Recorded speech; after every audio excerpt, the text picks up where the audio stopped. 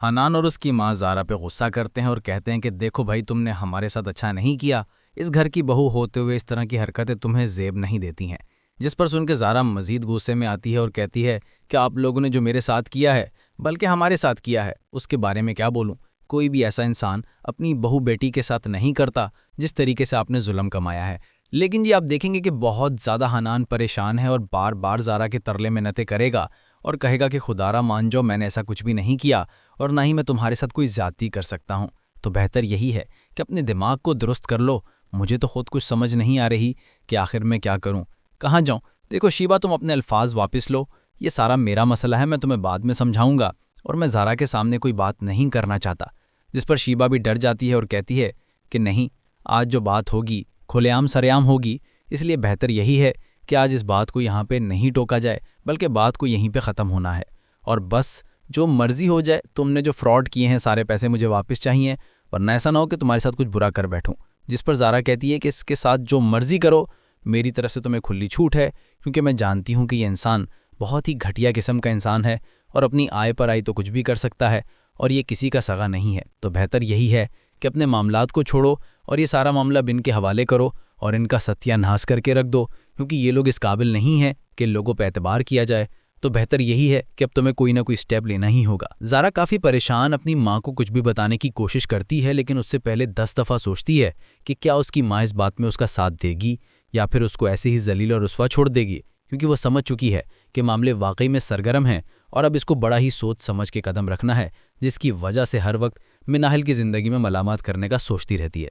लेकिन ये चीज़ें उसकी ज़्यादा देर तक नहीं चलेंगी, क्योंकि अभी भी वलीद के दिल में सिर्फ और सिर्फ उसी का ही घर है और वो उसी के बारे में ही सोचता है। इस चीज़ का अंदाज़ा भी उसको नहीं हो रहा, लेकिन बहुत जल्द वलीद फिर से कहने वाला है। बल्कि वलीद क्या कहेगा, वो लड़की सारे माजरे को जान लेगी और कहेगी कि मैं किसी के रिश्ते में कोई रुकावट नहीं बनना चाहती मिनाहिल। मैं जानती हूँ कि तुम अपने मुंह से इस चीज़ का इजहार नहीं कर रही, लेकिन वलीद वाकई में तुमसे बेहद प्यार करता है और तुम्हें इस बात को समझना होगा। मैं ऐसा हरगिज़ नहीं चाहती हूँ कि तुम अपनी ज़िंदगी में इस तरह अकेली हो जाओ। मेरे साथ तो काफ़ी रिश्ते हैं, लेकिन तुम्हारा वलीद के अलावा कोई नहीं है।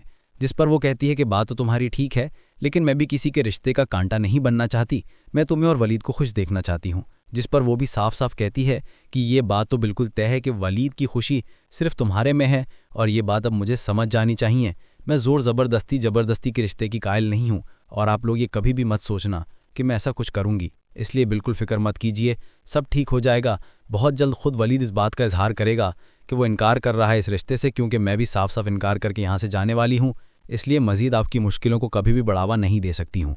मेरी तरफ से बिल्कुल बदगुमान मत होइएगा। सारा ने एक भयानक चाल चल दी है। उसने फ़ोन करके शीबा को सारी हकीकत से आशना कर दिया है और उसको बता दिया है कि भाई ये लोग इस कदर चीटर हैं कि अपनी आय पर आई तो कुछ भी कर सकते हैं और हनान ने जो कुछ भी किया तुम्हें सिर्फ और सिर्फ धोखा दिया है, इसके अलावा कुछ भी नहीं। जिसको सुन के काफ़ी ज़्यादा हैरान हो जाती है वो और कहती है कि मैं तुम्हारी बहुत शुक्रगुजार हूँ कि तुमने मुझे हनान के बारे में सब बता दिया, वरना मैं तो उसी बेवकूफ़ी में रहती कि वाकई में वो मुझसे बहुत प्यार करता है और बहुत जल्द मेरा रिश्ता लेने के लिए आएगा। लेकिन जी आप देखेंगे कि जैसे ही हनान के घर में शीबा की एंट्री होती है तो शीबा काफ़ी ज़्यादा हैरान होती है और कहती है कि हनान, तुम तो मुझे देख के ऐसे चूंके जैसे पता नहीं क्या हो गया। तुम क्या समझ रही हो कि मैंने ज़ारा को वाकई में तुम्हारी बीवी मान लिया? अरे नहीं भाई, मैं तो वाकई में तुम्हारी ही बात का यकीन करती हूँ। लेकिन जी बात खुलकर काफ़ी हद तक सामने आ चुकी है और अब वो इस बात पर अडल हो चुकी है कि अब तुम्हें थाने ही चलना होगा। ज़ारा को जो कुछ हुआ उसका बिल्कुल अंदाज़ा नहीं था। वो काफ़ी ज़्यादा रोती चीखती चिल्लाती है और कहती है कि आखिर कोई मेरा हक कैसे कैसे खा सकता है, हर चीज़ मेरे से बलातर कैसे हो सकती है, मुझे तो समझ नहीं आ रही कि आखिर ये सब कुछ कैसे हो गया। जिस पर शीबा कहती है कि इस धोखेबाज इंसान ने सबको धोखा दिया है, सिर्फ तुम्हें नहीं बल्कि हम सबको बर्बाद करके रख दिया है। मैं उसको कभी माफ़ नहीं करूँगी। ज़ारा भी ज़ारो कतार रो रही है क्योंकि उसके पास कोई ऑप्शन नहीं है। उसको समझ नहीं आ रही कि किस मुंह से जाके अपने माँ से ये सारी बातें कहे कि वाकई में जो कुछ हुआ उसी की गलती थी और उसको कभी भी इस बात का यकीन नहीं करना चाहिए था। लेकिन जी आप देखेंगे कि माजदा इस बात को लेकर काफ़ी खुश है कि वलीद की शादी की तैयारियां अब ज़ोरों शोर से हो रही हैं और मामला जो है वो ख़त्म होकर रह गया, क्योंकि वो कभी भी नहीं चाहेगी कि मिनाहिल की ज़िंदगी में सुकून आए, जिसकी वजह से हर वक्त मिनाहिल की ज़िंदगी में मलामत करने का सोचती रहती है। लेकिन ये चीज़ें उसकी ज़्यादा देर तक नहीं चलेंगी, क्योंकि अभी भी वलीद के दिल में सिर्फ और सिर्फ उसी का ही घर है और वो उसी के बारे में ही सोचता है। इस चीज़ का अंदाज़ा भी उसको नहीं हो रहा, लेकिन बहुत जल्द वलीद फिर से कहने वाला है। बल्कि वलीद क्या कहेगा, वो लड़की सारे माजरे को जान लेगी और कहेगी कि मैं किसी के रिश्ते में कोई रुकावट नहीं बनना चाहती। मिनाहिल, मैं जानती हूँ कि तुम अपने मुंह से इस चीज़ का इजहार नहीं कर रही, लेकिन वलीद वाकई में तुमसे बेहद प्यार करता है और तुम्हें इस बात को समझना होगा।